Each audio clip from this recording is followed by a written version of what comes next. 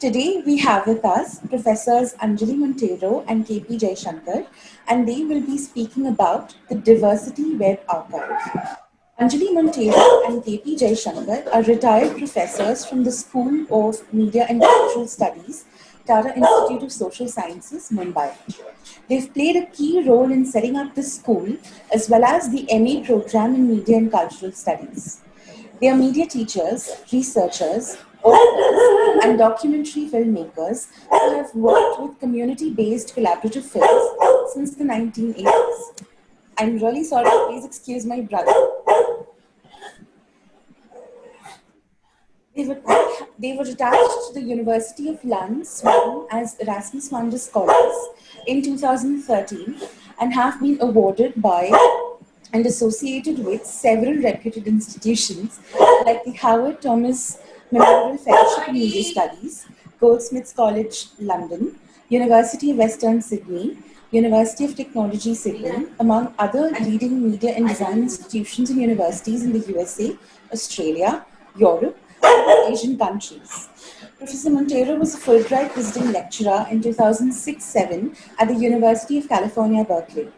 They have 34 awards for their films, and their book, A Fly in the Curry, independent documentary in India, was published by Sage in 2016 and won a special mention for the best book on cinema at the 2016 National Film Awards. The latest book is Diginaca, Subaltern Politics in Digital Media in Post-Capitalist India, co-edited with Amit S. Rai by Orient Black Swan. Hello, professors. Welcome. Over to you, please. Good afternoon, everyone. We are so delighted to be here, and thank you for that introduction, Devina.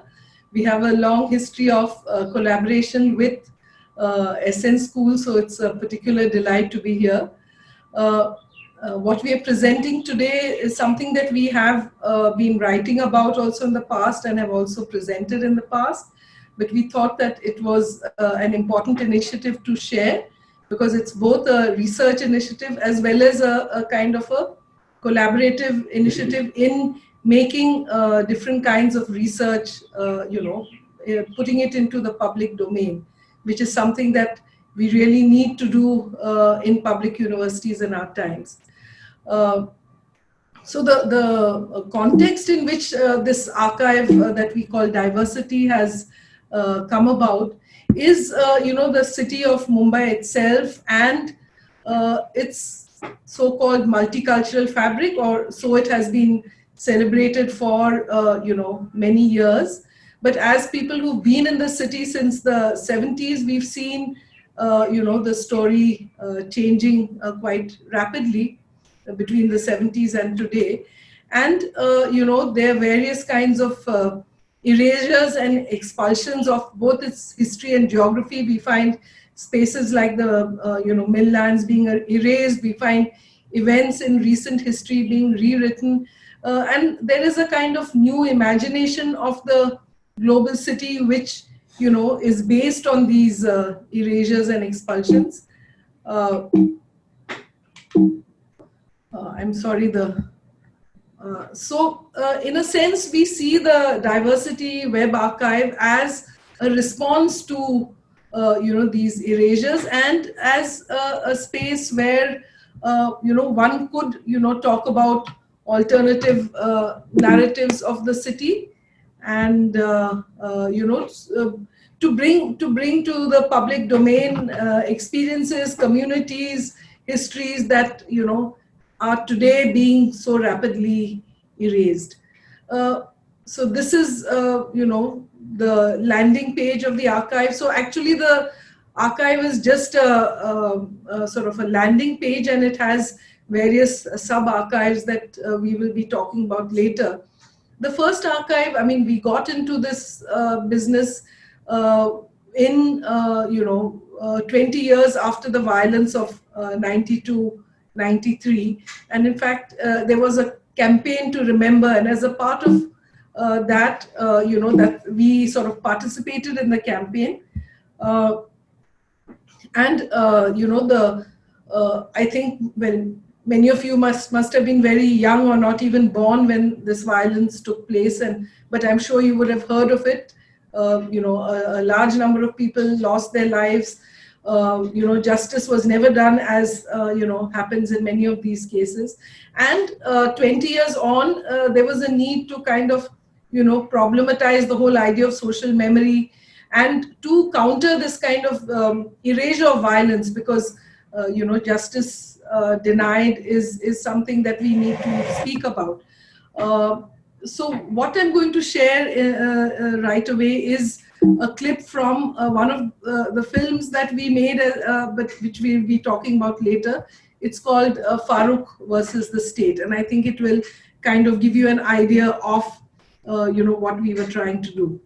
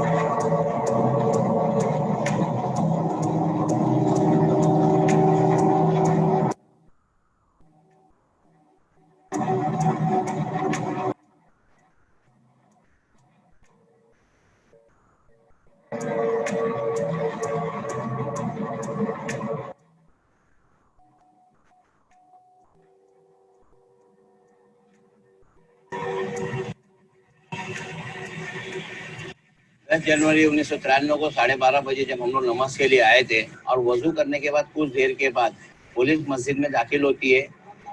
तो जिस तरह इस gate से जो मैं बैठा हूँ, इस गेट से वो अंदर घुसती है और फायरिंग करना चालू करती है। तो इत्तेफाक से ऐसा हुआ कि एक जो था, हमने सब दरवाजे अंदर के बंद कर दिए, और एक जो खिड़की खुली थी, वो खिड़की की तरफ मैं बैठा था, और अचानक देखा मैंने कि निखिल कापसे का एक ग्रुप था, जो पुलिस जो अंदर आई थी उसमें निखिल कापसे थे, और उन्होंने फायरिंग करना चालू किया।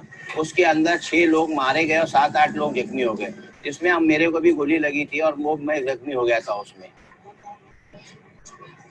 In the Hari Masjid case, the evidence did suggest prima facie that the police had opened fire on an innocent, unsuspecting group of namazis inside the masjid by blocking out all entrances, and that it was somewhat of an inhuman incident.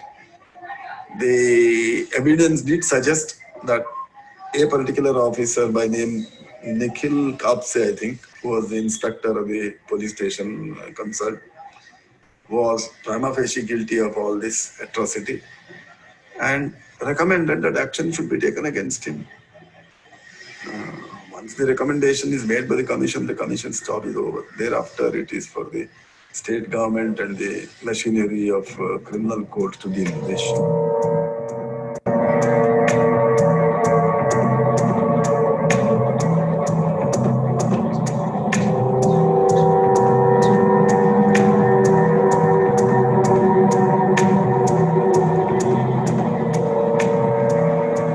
Police वाले ने वो जो mob रास्ते पे था, उनको मतलब इशारा किया कि आप लोग जाओ, और मैंने सोचा कि अभी सब शांत हो जाएगा, ये जंक्शन पे आगे खड़े रह जाएंगे। तो इंस्टेड क्या किया उन्होंने कि रॉन्ग साइड लेके हरी मस्जिद की तरफ आए, और बाद में फायरिंग की आवाज़ आने लग गई। तो हर जगह जिसको जिस तरह जगह मिली वो उस तरह जाकर वहां पर अपनी जान बचा रहा था। लेकिन उसके बावजूद हम लोगों ने एक जो खिड़की खुली थी जहां पर मैं उसके करीब बैठा था, तो मेरे बाजू में एक लड़का बैठा था, उसके बदन में गोली लगी थी और जब गोली लगी थी वो तड़प रहा था, तो मैंने उसको बाजू में किया और जब जैसा मैंने उसको बाजू में किया तो एक गोली आके मेरे को लगी।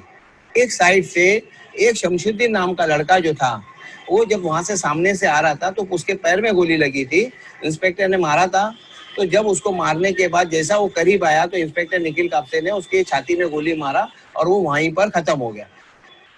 लेकिन जब जैसे ही मैं फैक्ट्री में से बाहर निकला तो सामने से एक लड़का इंजर्ड होते, उसको इधर बुलेट लगी थी सामने पेट के नीचे, वो एकदम वैसा गिरते गिरते आया। तो मैंने क्या किया, उसको ले लिया ऐसा और उसको लेके आके और वही फैक्ट्री में रिटर्न आ गया मैं। उधर एक कॉट थी, उस पे उसको मैं Unfortunately, we don't have time to see more, but the films are available on the website. So over to Yeah. Shankar. Yeah, so this is one of the films that is made by us. So it was a series of 6 films that were made. So I just want to talk about the context, why and how it was made, and that led to the portal that we are talking about. So after 20 years, there was this kind of attempt by many civil rights group, NGOs, academics, intellectuals, and artists to kind of remember this event, because there's been an erasure of this event completely out of the his memory of the city. So that was called Bombay Ki Kahani, Mumbai Ki Zubani. So they kind of, we were part of this campaign. So they asked us whether as a school, we would like to be part of this campaign. So we teach a course for the Masters in Media and Culture Studies students of TISS. And as part of their curriculum, in the 3rd semester, they do a documentary in groups. So we divide the class into 5 groups, and then they would explore a particular thematic. So this year we thought, could we do a series of films around the idea of 1992 and how that has kind of changed the city. So what we did was to kind of had a long discussion with the class as to whether we could take this forward, and also brought in resource people and other activists from the city to talk to them about the possibility of doing this. But to tell you frankly, we were very apprehensive of this process. There are many reasons. One is that when this incident took place, that is in 1992, these students were infants. They were born in the 90s or thereabouts. And secondly, many of them are new to the city. They are from outside the city and had that kind of an organic relationship with the city. Thirdly, they were making their first documentary film. So they have never made a documentary film. And how would they kind of cope with a complex theme such as this, working with communities, revisiting traumatic events? And fourthly, the most important, as far as an institution goes, is that they had to get a grade for this and a deadline for this.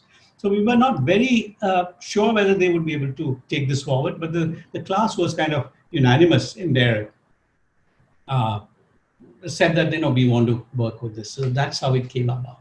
So there were 5 groups, and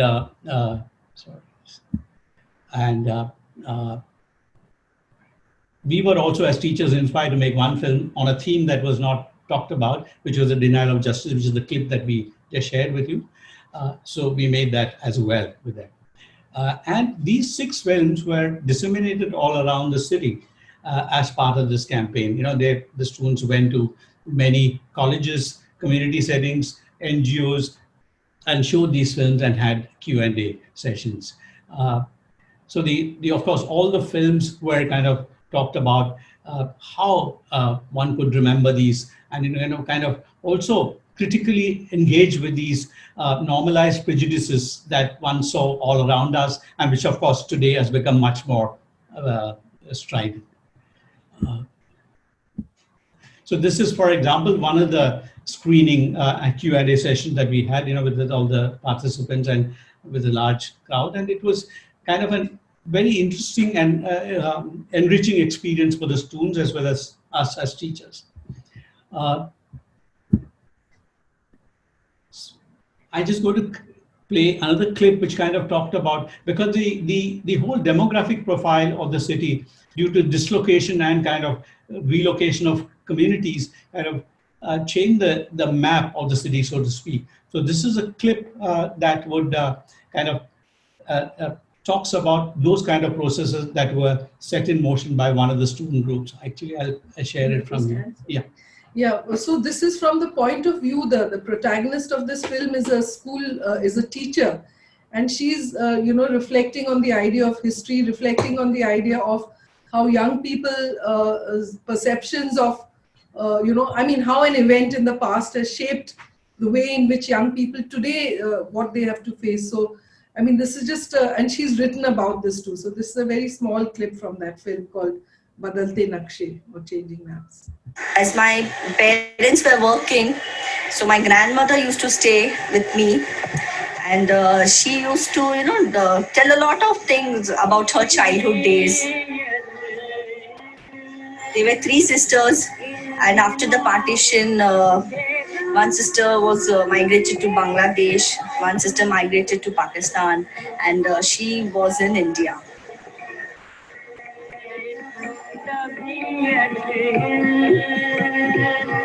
And she still remembers every time she used to recollect her childhood days.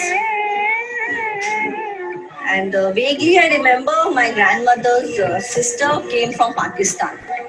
I was in class 6th that time. And the way she was excited to meet her sister, the way she started collecting things, that I'll give this to her, I'll give that to her.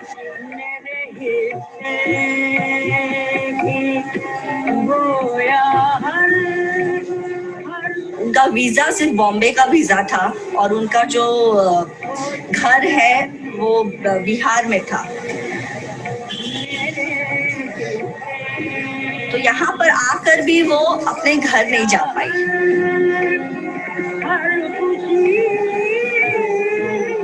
मेरे grandmother, मेरी दादी की जब बहन के husband ने तय किया कि हम बांग्लादेश जाएंगे या हम पाकिस्तान जाएंगे, तो वो नहीं जाना चाहती थी, मगर फिर भी उनको जाना पड़ा, अपना वतन छोड़कर जाना पड़ा. और कैसे 3 बहनें थी, तीनों बहनों का पूरा बचपन टूट गया, पूरा बचपन यहीं पर रह गया. तो इस तरह से कुछ हुआ है. और मेरी बुक में भी मैंने ऐसे कुछ स्टोरीज, कुछ इंसिडेंट्स डाले हैं, जो कोई नहीं जाना चाहता है, छोड़कर नहीं जाना चाहता है, मगर हालात ऐसे हो जाते हैं कि उनको जाना पड़ता है. राइट्स के बाद जब हमने भी घर छोड़ा, मलाड का घर छोड़कर हम जोगेश्वरी आ गए, तो ये सब चीजें जो है मैंने अपनी बुक में भी डाला है. बॉम्बे राइट्स हुए थे और जो पार्टीशन हुआ था, उन दोनों को मैंने एक कड़ी में जोड़ा है. पार्टीशन बहुत बड़े पैमाने में था, जहाँ पूरा इंडिया, पूरे भारत को वहाँ पर फर्क पड़ा था. और बॉम्बे राइट्स, जो हम बॉम्बे के लोग थे, मुंबई के लोग थे, हम लोगों को हमारी जिंदगी इधर उधर हो गई.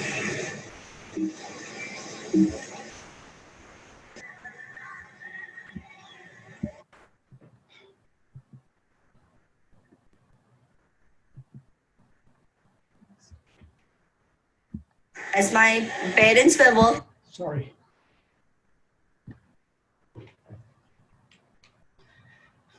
Yeah, sorry about that.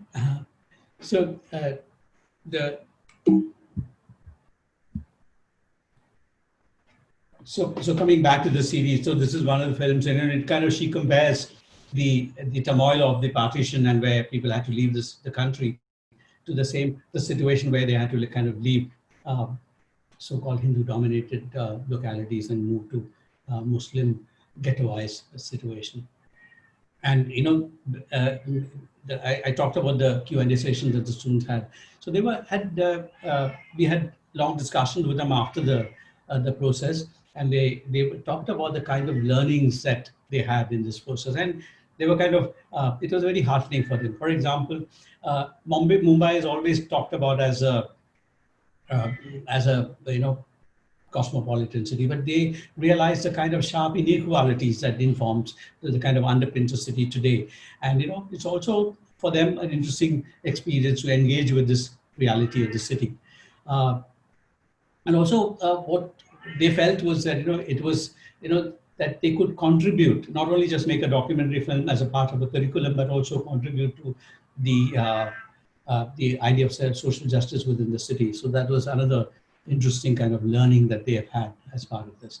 And a major takeaway from this was all the three of the films were telecast by NDTV Primetime, which is a documentary made by a group of students, and their first documentary, so to speak, is kind of finds its way to national television, which was brilliant. I mean, and they felt it, and we all felt very gratified.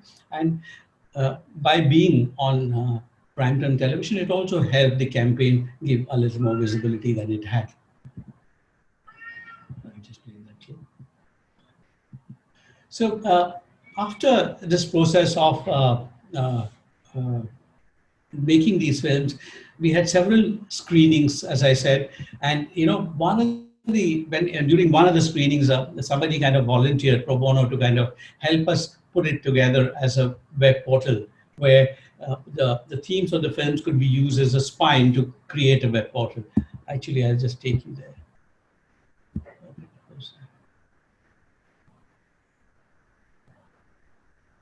Can you see the screen now?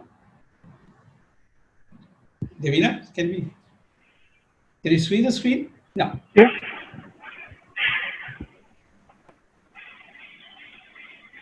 You can see the PowerPoint with idea of the portal through post-screening interactions. Oh, okay. I'll just. Yes, now it's clear. Now you can see. Okay. Oh, we just lost it again. I'm sorry. Yeah. How can you see it? The Remembering 1992 web portal on the PowerPoint. No. The page, it's not come up. It was there for a split second. We lost it again. Oh, okay. 1 second. Sorry. I think you have to go. Now you have to go to this thing and then. Is that better? You have to share it again. We'll have to start sharing again. Yes.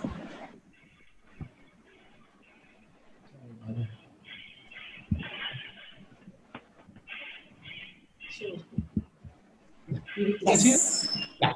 So, we had these discussions, and somebody suggested, why don't you put this whole thing create as a web portal? So this is a web portal that was created, and this kind of led to the whole diversity family of sites. So this, if you looked at it, one of the major things about this website is just this timeline. And this timeline is created using Sri Krishna Commission and citizen group reports about the violence that has happened in the city. And if you, for example, if you clicked on one of them, it will actually take you to what happened on that day and where it happened. Here, for example. So we thought that it is important to kind of bring this idea of timeline as a. Can you see the PowerPoint now?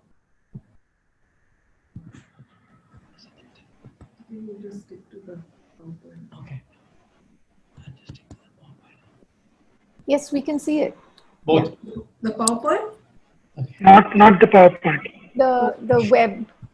Sorry. So you might have to stop screen sharing and then go to the PowerPoint and start screen sharing again. I'm going back to the PowerPoint. So Yeah. we'll explore the websites independently. I don't want to kind of. Yeah. We can see the PowerPoint now. Yeah. So as I said, the locations, the testimonies were used as to create this timeline. And what is the rationale for this timeline? I'll just play a clip again, which is, for example, if you were to look at the sequence of events in the city, and it's very well known that first there was this demolition of Babri Masjid on the 6th of December. Afterwards, there was violence in the city. And towards the end of, the 1993 March, there was a bomb blast that happened in the city, and the riots kind of tapered off after that. So that's the sequence of it: the Babri Masjid, riots, and then the bomb blast. But in many of the retellings, I don't have the time to play the clip. People actually reversed this order.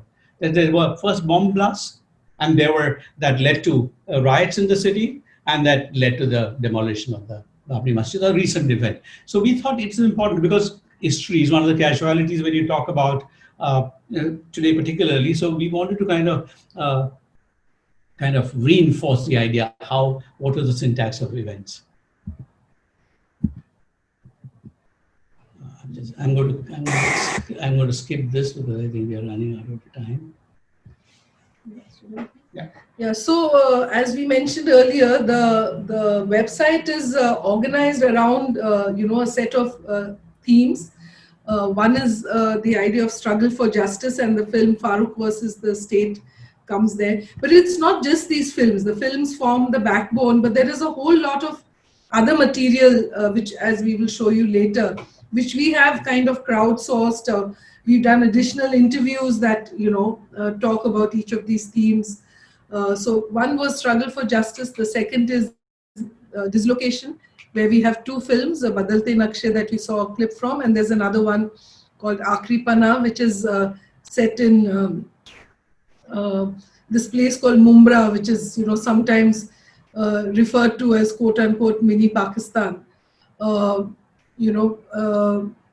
And looking at kind of the creation of that space and people's memories of violence. The next film or the next theme is the idea of a divided city, where one is looking at how over time stereotypes and divides have hardened, how memories of the events have been rewritten. So the kind of divides that have grown up over time after this event.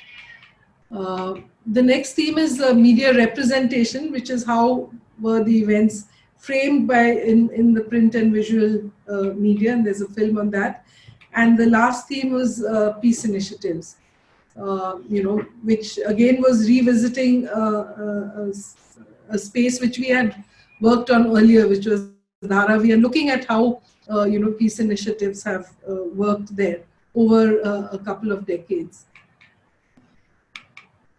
So this is how it is organized, the website. There are various ways of, I don't want to go out of this and, look at the website because it complicates matter.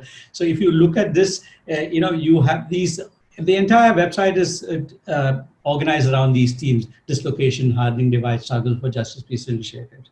And what we have done there is that we have kind of crowdsourced all possible material related to these, be it every news report on the matter, all the research studies we could lay our hands on, and also additional resources by actually interviewing people concerned, or whatever interviews that we had in the film. Like, for example, the entire interview of Justice B.N.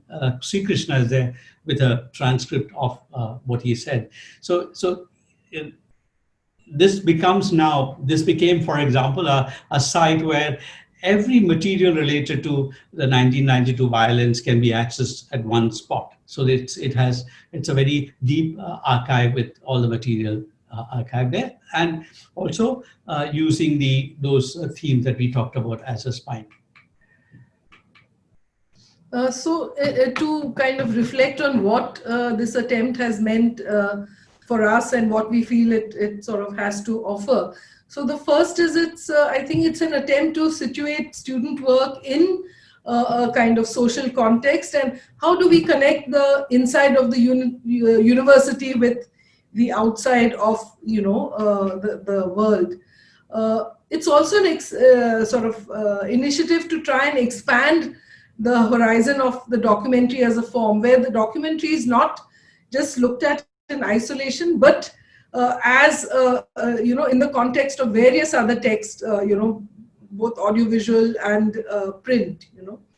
The third is in many ways it's also an attempt to respond to new media ecologies and new modes of consumption of media, where a lot of people are actually looking at online sources, and here it's an attempt to tap into that.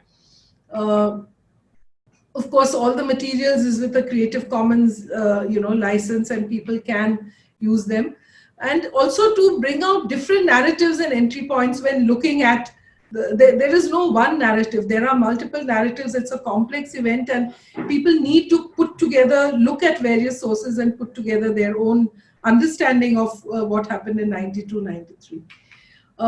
And of course, very important in today's times, in some ways to escape regimes of state and market control, whether it's censorship of films, or the way in which by and large the market really doesn't allow these kinds of stories or voices to come out. Of course, there are some limitations also. I mean, we know about the digital divide, and the fact that this is in English, it sort of reaches a certain group of people. There are also issues of sustaining this kind of initiative, of updating, which are enormous. I mean, so whether we decided to make it a static site and not an interactive site because we felt we did not have the kind of bandwidth to make it interactive and to keep responding to. And of course, given the kind of trolling that we know takes place, we just didn't have the bandwidth to respond to it. So it's more like a resource rather than an interactive space. But we feel that something like this offers a lot of possibilities for research interventions and critical pedagogies that whose horizon is inclusion and social justice. And I guess that's one should look at it in that context.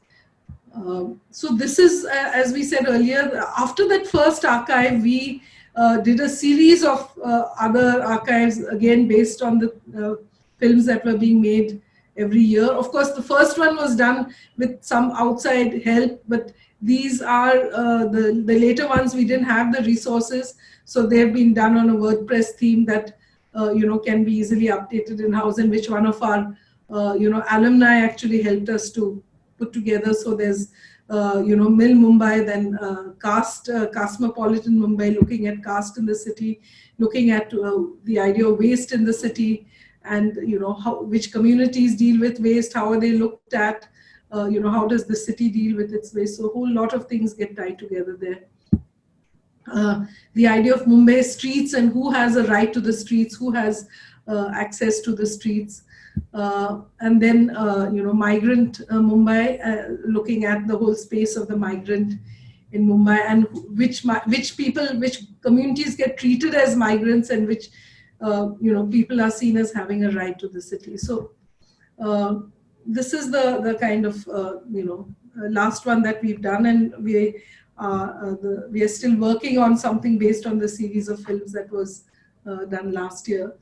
So are we good with time, or? I think, all right. Yeah. So, and just a word, add one more, is that all these archives had a similar process of having discussion with the students, and they were arrived at as a consensus on working on these themes. And all the websites are crowdsourced, and with the student work as a scaffolding into which we have kind of organized the other material. I don't have the latest analytics, but they get a lot of hits, and we've kind of had several locations where people write to us that they're using it as teaching material. So we are looking at, in years to come, a very large subaltern archive of the city, which people could then use to create more work. So the idea that most of the footage is available, most of the transcripts are available, makes it possible to do more research work, even put together films as well as written research work or journalistic kind of pieces. So thank you so much. So that's, we'll stop here, sorry. Yeah, I hope we didn't take too much time. Yes. You can stop sharing. Okay, I think, yeah. Thank you. Thank Thank you so much, professors.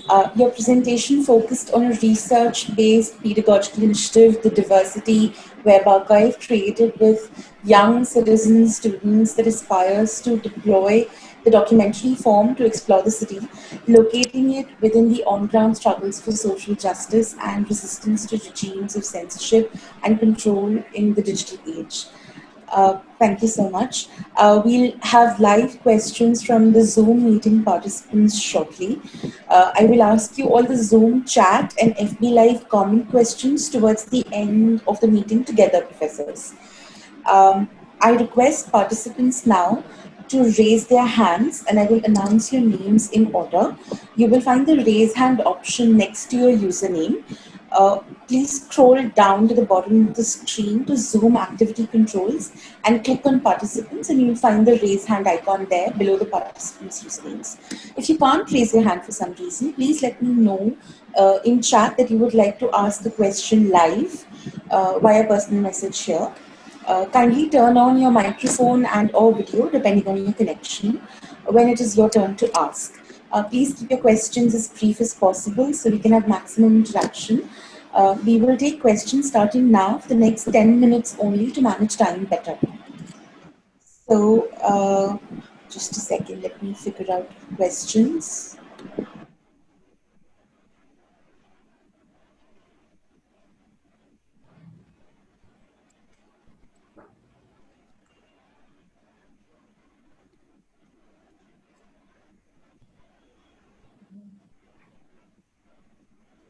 Yes. So Vinod sir is raising his hand. Yes. Yeah, thanks, Anjali and Jaishankar. I have, of course, seen this archive before and heard you speak about this. But it's amazing work, especially using it as a pedagogical device as well. Just in terms of teaching and as a pedagogical device, can you just take us through a little bit of the process and the kinds of pedagogical challenges that you faced working with a diverse number of students from different parts of the country? How many teams were working on it? And how did you negotiate different kinds of expectations, interests, ideologies, and then so on to put this together? I think the challenge starts right from the beginning, which is arriving at a consensus in the class on what theme to work on. Particularly when one is dealing with, contentious themes that, have personal resonance, it sometimes becomes quite difficult, to arrive at a consensus, but most of the times sometimes we suggest a theme and the students agree on the theme. Sometimes we suggest a theme and they reject it. And they reject it and they come out with their own theme, or they come out with, so it's, that takes a little bit of time. And in fact, sometimes we started the previous semester, at the end of the previous semester, so that, we form the groups. Groups are formed at random, and usually we have about 25, 26 students, so we form 5 or 6 groups of students, just at random, trying to make sure that students who have worked together in the past on previous projects are not in the same group. It's just kind of that.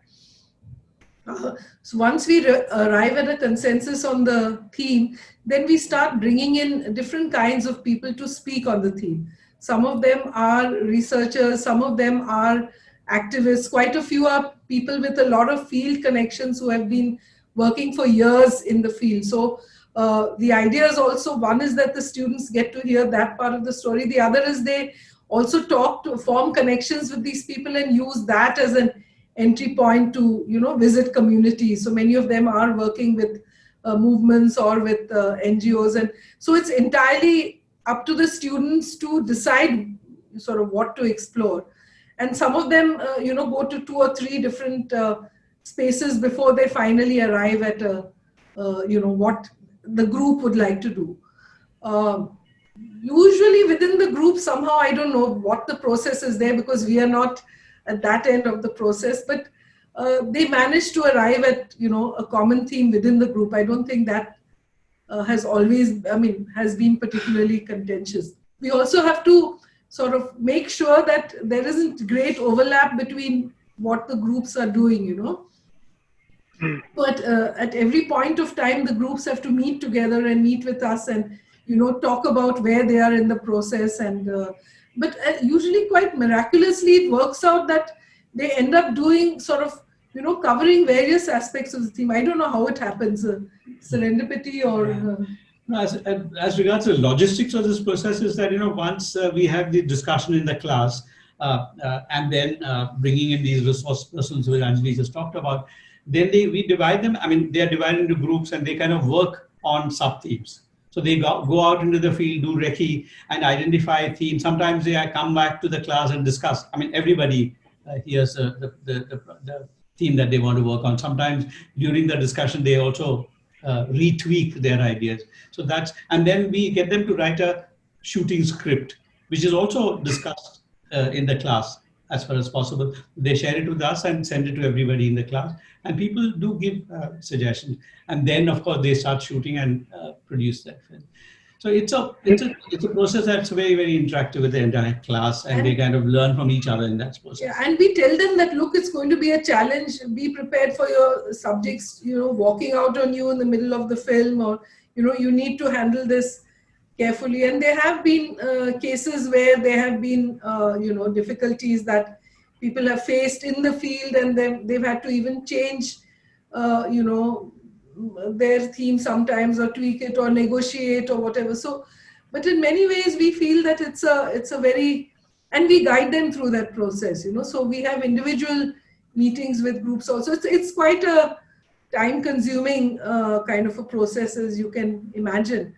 But most of the time, and particularly with 92, it was, since it's such a traumatic experience, there were some subjects who agreed to participate and then later said, no, they got cold feet, they didn't want to appear on screen, So there are all these kinds of, depending on the theme, certain themes are quite, difficult to handle.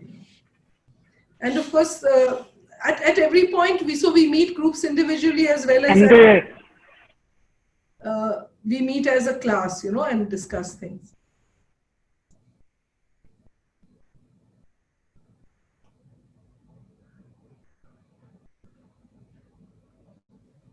Should I go next, Devina? Yes, please. I'm sorry I fell out of the meeting. Yeah. Hi, Anjali and Jaishankar. So I was just wondering, is the consciousness of the fact that this is going to be part of an archive, does that moderate the process in any way? Because I think normally we think of an archive as something that pulls existing material together rather than proactively creating material in order to generate an archive. I guess both things do happen, but in this case, rather than go out and make a documentary film and looking at it as a film project, but looking at it consciously as an archival project, how does that moderate the process, the creative process? Yeah, actually with Remembering 92, because we didn't start off as an archival project, it started off as a film project, and then later we wanted to put it online as an archive. We went back to all the subjects, those whose interviews we wanted to use, and took their permission to put the interviews online. In some cases, people said no, and we didn't put it online. But subsequently, I think the subjects are told that the films are going to be online, and that material that is being collected is going to be online. So in terms of consent of the subjects, that I think is something that we sort of keep paramount, and we tell students that you need to get the consent. And when the film is completed, they are the first people who will see the film and give their consent to the final Yeah, no, but to kind of come back to your question, it's not that the first the sub-archive was serendipitous. I mean, we were not planning it at all. It just kind of came as, so, and it was kind of created after the students graduated. So, and each of the archives were created after they graduated, and some of our students kind of helped us kind of put it together, alumni, because from the expertise in terms of. So if you, I don't think that, the idea that it's going to be put up as an archive, I mean, archive probably is also a little bit of a misnomer, because it's not a dead repository of material, but it's a, as I said earlier, it's like using that student work is to kind of pull in other material into it.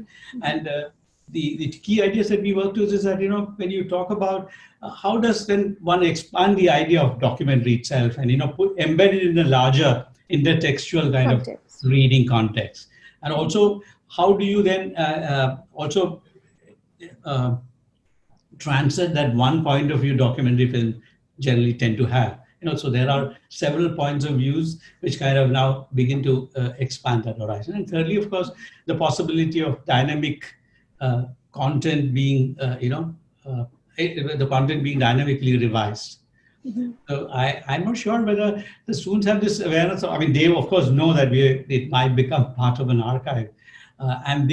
So what we now do is that after the first couple of experiences, that we ask them to create a blog around their film, and which then we pull into we sometimes use as a kind of a draft to create some of the subsections of the archive. So those blogs also exist, and it's also graded as part of them.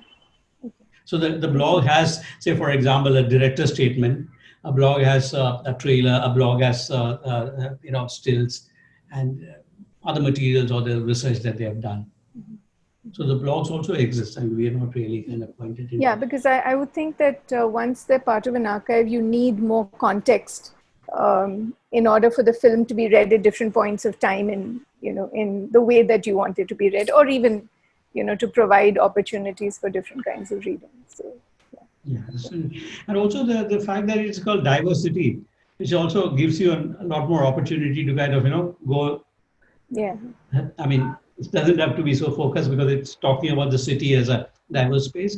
And also, one of the major takeaways of our program is, the students kind of gratefully acknowledge the fact that, the city is Mumbai as a city is a very interesting city. It's probably one of the most exciting cities in the world, so as votaries of the city, we believe.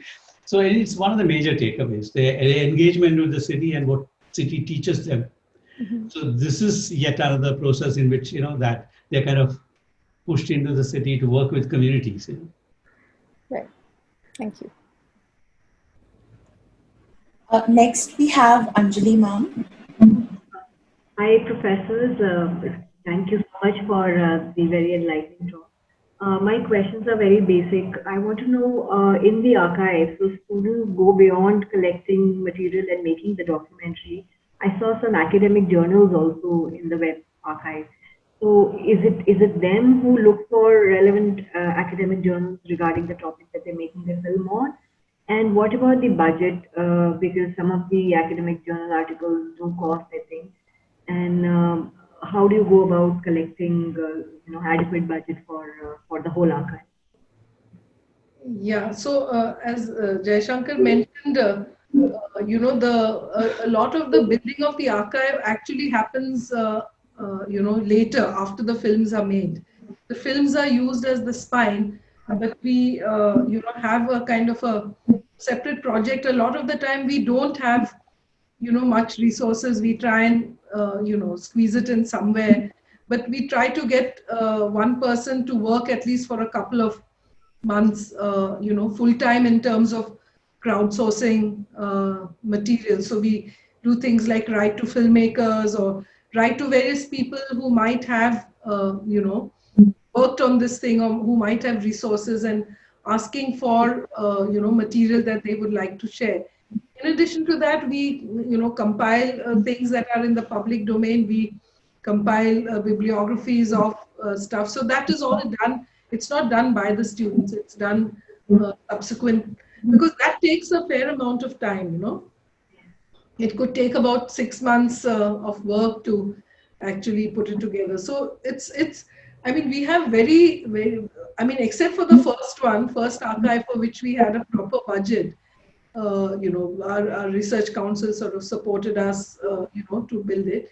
After that, we've been managing on really very small budgets and trying to squeeze it in somehow. Yeah. If I may add something to this, in the first, remembering 1992, we have this much complex, you know, architecture for it. There's the timeline and stuff like that. And as I said, the presentation, it was an American web developer who was in part of the screening, kind of offered to help us, and he developed that entire interface with us.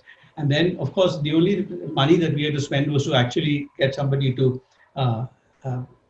Even the designer worked almost pro bono, but the actual the nuts and bolts of it, we had to kind of spend money to put it together. But subsequent to which, we kind of one of our students, an alumni, who's also a computer graduate, so kind of he helped us take one particular a WordPress theme and kind of customize it for our use. So, you know, subsequent websites all have these WordPress themes, which are easy to edit, which, I mean, it doesn't need specialized kind of skills to edit.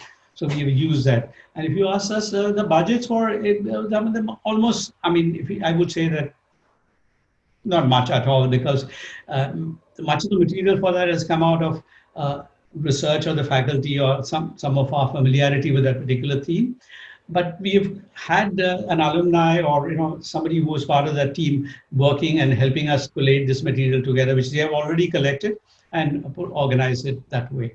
So, for example, the recent one that we did, there is a web archive is still kind of pending, is on urban transformation and women's role in it. So there was the project's a faculty member, a colleague of ours was doing, and then she kind of supported. I mean, they were anyway collecting material related to that idea, so they kind of gave it to us, so which would be used now in that website. Yeah. Thank you. There's a very little budget involved in it, particularly subsequent websites. Next, we have a question by Chinar. Yeah. Hi, Chinar. You've been part of the process too, so it's nice to. Yeah, it's surreal to listen to this unfold, actually. What I was thinking while, thanks for the really great presentation and really identifying the site and the people involved and, you know, getting to know the city like that. It's an experience that is kind of unmatched. But what I was thinking was, you know, this might seem a bit vague of a question, but how do you expect as teachers of the course, and, you know, you saw us go through this entire process, how do you think that might help us in scholarly work otherwise? I mean, I felt it, yeah, but, you know, in what way would you expect that it would help us? Does that sound? Okay, yeah, I think that's an interesting question. Yeah, I think, I mean, in many ways, documentary film, you know, sort of compels you to exercise a whole lot of faculties, critical faculties and perspectives, you know, right from, you know, an introduction to working in the field, to ethnographic kind of work, to the, you know, politics and ethics of representing the other. I don't know if it would help, and I think, I mean, you would know there's a lot of background work also that students do in terms of, you know, reading up on the theme, pulling in other resources, looking at secondary, you know, literature, looking at, you know, press coverage of an event. So I think it sort of is a very live and interesting way of, you know, sort of exposing students to, you know, field-based research and all the dilemmas and, you know, problems that go with it. And of course, I think in the case of documentary, it's compounded by the fact that you are not maintaining anonymity of your subject. So that introduces another layer of complexity and ethical issues, I think. I don't know if that's answered your question, or maybe you would like to add. Yeah, precisely. There were questions about processes which we are not privy to, so you can probably talk about. What do you feel as someone who's been a part of the process? We would like to know. Yeah, I mean, that's what I was thinking about. That's why I asked. But I really just wanted to know your perspective on the matter. Of course, we as students did, like the entire process is actually very, I mean, we have to be very thoughtful about what we're doing. But I was wondering if that was the aim also for you, to have us go through that. Yes, of course. Yeah. And I think for us as teachers, it's an experience of co-learning. I think we too learn along with you with each archive that's created. It also deepens our understanding of the city in many ways. So it's really a wonderful experience for us too, as we work on so many different themes relating to the city. Thank you. So since we have a little time, I was hoping I could squeeze in a question of my own, if that's okay. So there's a call for open research and decolonizing research, especially in communication and media studies globally. And on one hand, you have people who are questioning whether open research is something that can be done in a setting like India, where there are a lot of issues of digital divide. There's also precariousness about opening up research to the extent where people might not give you due credit and replicate studies and so on and so forth. Where your model of this research-based pedagogical tool is actually quite in line with opening up research and decolonizing research. So is there something that you believe can be scaled up off of this model? I don't know, haven't really given it thought, but maybe I really wouldn't know. But I think the idea that research should be available to a range of different kind of readers and users is something we keep in mind. So I mean, there might be some people who would access it just to watch the films and may not read the reports and the more academic part of it. There would be some people who might be interested in the more academic part of it and the interview transcripts, and not really in the films, or we in some of the archives have got music and poetry. So the idea is to crowdsource, in addition to what we produce, to crowdsource a whole range of resources from people who are interested in sharing them, and to make those available. So I don't know, I'm not really... Yeah, no, that what you said could be collateral damage, but what we have in mind is basically to kind of, recouch the work that the institution does, within the four walls, to kind of in the idea, within the framework of social justice and equity, which the institute is committed to. So that's probably one of the key ideas that we're working with, rather than just doing it as an academic exercise. How do you push it, or how do you kind of give that an extra traction, so to speak? And secondly, of course, the concern about reaching a larger audience. So of course, the digital divide is a major question that you had in mind.